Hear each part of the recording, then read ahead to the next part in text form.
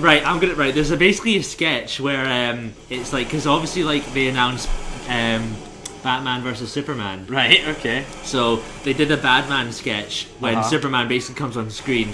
So it's like, you got the Dark Knight soundtrack with the violence. Dun, dun, dun, dun, dun, Yeah. Got some Hans Zimmer in there, and name drop Zimmer. And name drop the Zimster.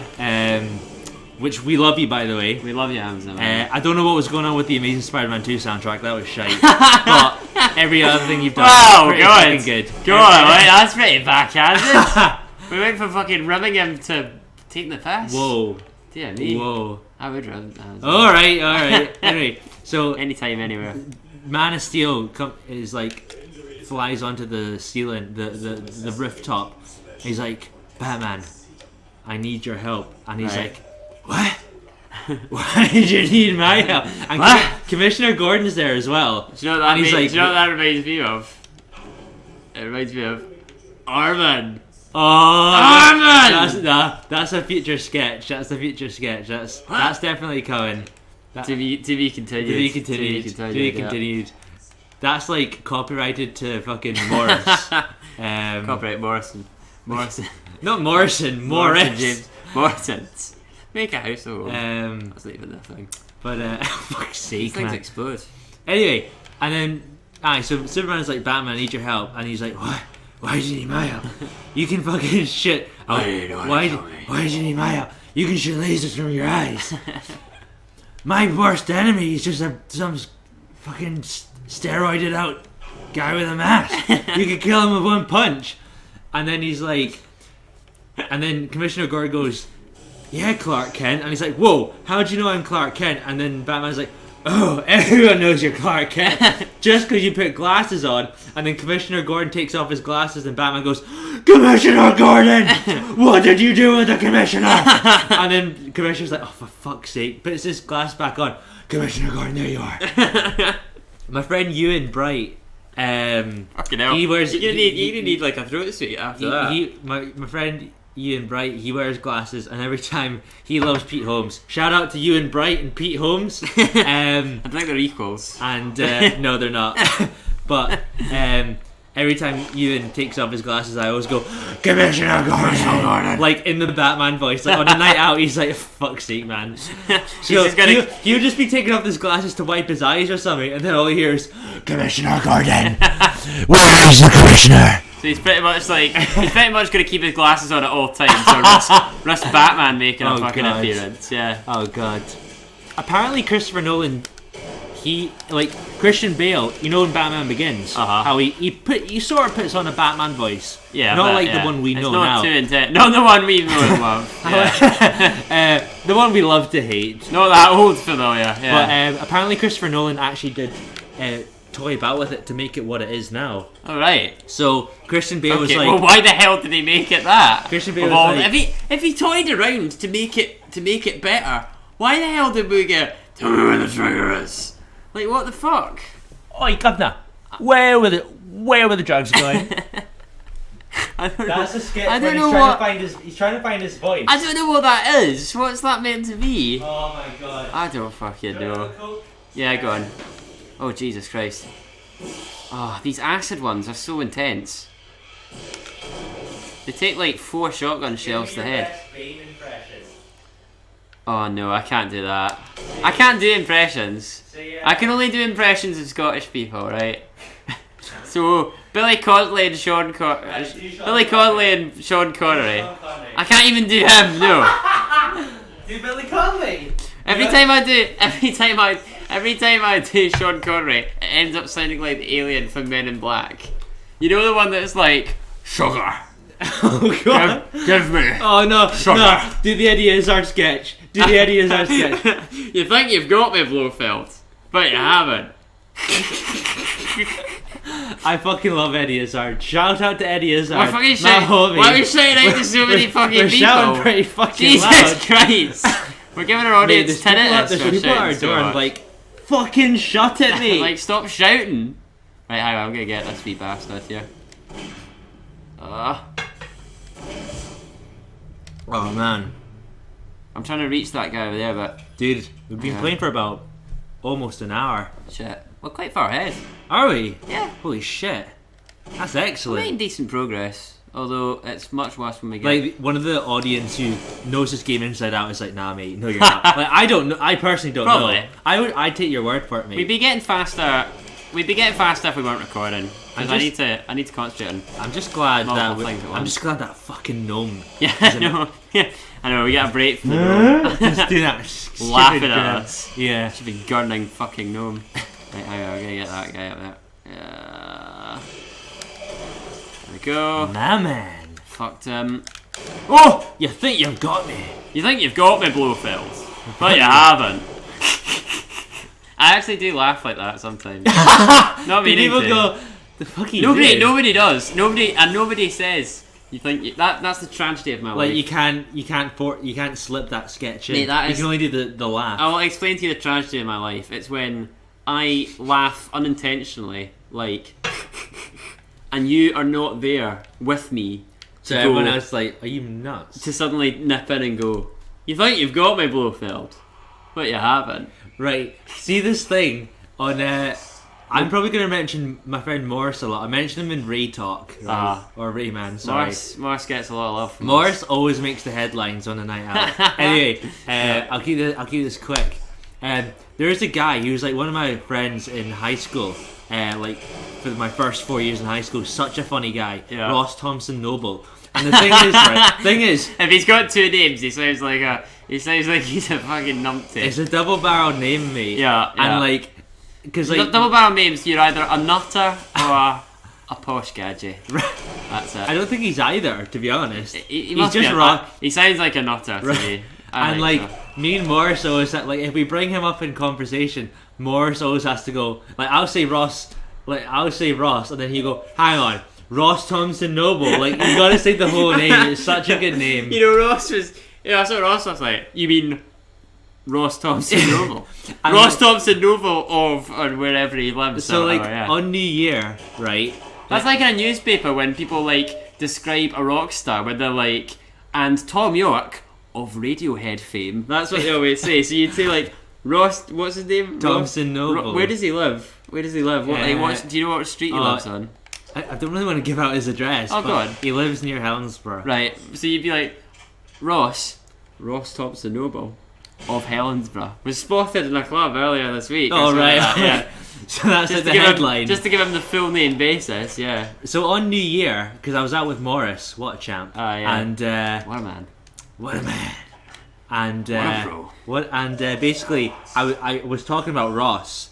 I don't talk about you a lot, by the way, Ross. Like I don't want to come across as that. Yeah, like, yeah. But like, He doesn't tell tales about no, he's a funny guy though. Anyway, and I was just speaking to Yoon about him, it. Right. and Morris is like playing pool, so he's like halfway across the pub, and I bring up Ross, and then Morris goes, he just pops up behind my shoulder. Hang on, Ross Thompson Noble. It's like he's got to do that every time, mate. That's hilarious. Like I'm surprised he hasn't popped out behind the sofa. It's like- Ross Thompson Noble. That's gonna be a wee animation. This blow up Morris. yeah. Ross Thompson Noble. It's like even if you're in China, you'd be like, oh, I'm away to see my pal Ross, and then you would just look to the side, and then he would like suddenly Morris would be at home on the couch, and then he would just his Ross Thompson Noble sense would be tingling. He'd board a plane to China, go, you'd just be waiting there like fucking 3 days for him to arrive. He'd get there, run, sprint up to you, like with his last breath, go, Ross Thompson Noble, and then he'd pass out. It's as if he's asking like for confirmation. Like, hang on, you're talking about that Ross, right? Not Ross Thompson Noble, but the immortal Oh, God. Ross Thompson Noble. Fucking hell! Wait, that's the scary bit coming up. Hang on, wait till you see this. Wait till you see this. Oh! Fucked him. Was that So was it a was fucking coming. that was a Crash Bandicoot scream? It was, yeah. Do you know what I'm talking about? The scientists make that scream. Yeah, it's fucking gross. Oh god, There's things. So there's another one. Look. Fuck. Yeah, fuck him. mate, that fucking Arbiter is awesome. Anyway, he's such a badass. This guy doesn't have a name. They Can we name him Jeffrey?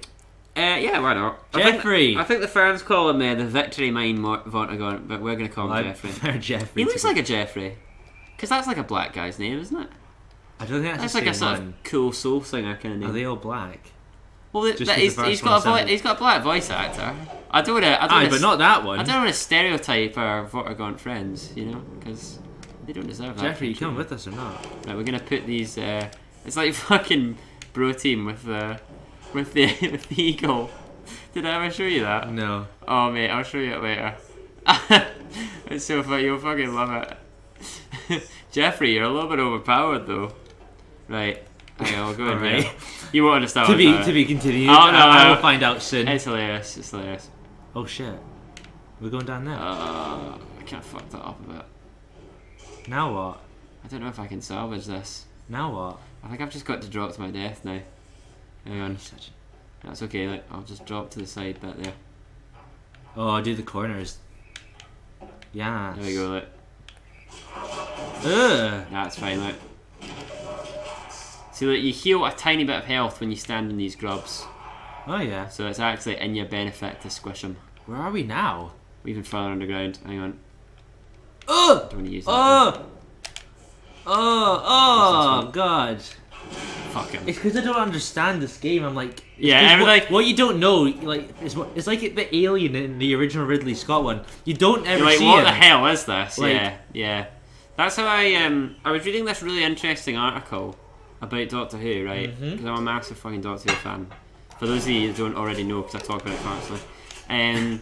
You will know in time. You will know in time, yeah, because I fucking love it. Anyway, there was this guy talking about the original series and the last episode of the first Doctor, William Hartnell, Yeah. which is called The 10th Planet, which is the first appearance of the Cybermen, right? Now the Cybermen are like, you know, everybody knows what they are. Even if you don't watch Doctor Who, you know what they are through like cultural osmosis. Aye. The same way that you know people know what a Dalek is. Yeah. You go, oh, Cybermen, and there's the fucking tinfoil guys from Doctor Who. So everybody now goes back. So the last episode of the first Doctor, the 10th Planet, was also the episode which was the first appearance of the Cybermen, right? Yeah. Mm-hmm. And I was reading this blog by a guy called Philip Sandifer, who's like, basically he does like a critical analysis of every Doctor Who episode, and it's amazing, right? And he's talking about how it's easy for like fans watching Doctor Who nowadays to see that episode and go, oh wow, the first episode with the Cybermen, how exciting. You know, I can't wait for the first Cybermen episode. But like, you've got to remember that back at the time, and that was what, like 1966? Yep. People didn't know what the fucking Cybermen were because they hadn't been introduced yet. Yeah. So when people watched that episode, they didn't go, oh wow, the Cybermen. They went, what the fuck are these tinfoil things? And similarly, when William Hartnell regenerated into Patrick Troughton, right, which everybody knows, right, everybody nowadays, even people that don't like Doctor Who, go, oh yeah, he's a fucking Time Lord or whatever, he can regenerate, so he turns into different people. So nowadays we watch the first episode of the second Doctor, Patrick Troughton, the first actor to be a new Doctor, basically. Uh-huh. And we go, oh, it's a regeneration episode, right, so we're going to learn all about him and stuff like that. And that wasn't the case, because people didn't expect that to happen. Yeah. So people weren't going, oh, I wonder what this new Doctor is going to be like, as played by Patrick Troughton. Yeah. People went, what the fuck happened to the Doctor? Why is he suddenly a tiny guy with a bowl cut fucking hair? What's going on? And I'm still not sure what these tinfoil men Yeah, are. and the tinfoil men are dead by that point. But anyway, but that's I imagine what the experience that you're going through is. It's not, oh boy, look, head crabs. How exciting, it's an iconic enemy from the Half-Life games. You're going, what's this? What the hell's that gun? Why can you pick that up? Who's she? Who the fuck? What? Oh, okay. She's not dead? Alright, yeah. Uh-huh. It's like, but that's kind of the effect that the first game had, because, you know, obviously the resonance cascade is the thing where you It's like in Halo when you first see the flood. You know what I mean? it's even more shocking than that, because in the original Half-Life you cause the aliens to appear directly. It's your interference that makes the game happen.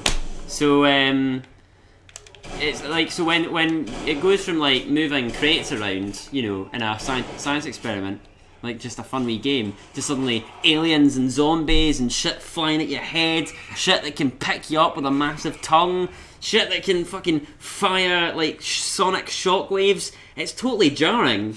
You know, and that's the experience that you've missed out on. Because in the first game, that's what it's supposed to provoke. I can imagine like Valve, like, oh shit, hey, I'm gonna call him Ricardo. Jeffrey Ricardo. Yeah. Why the hell are you calling him that? What a name. Why do you love him so much? Look at him. Well, look what he's doing. He's just a bit of a boss, isn't he? Oh, that's it's like cool. It's like my friend Eddie. Shout out to Eddie. Fucking shout out. He's got right. Check this out.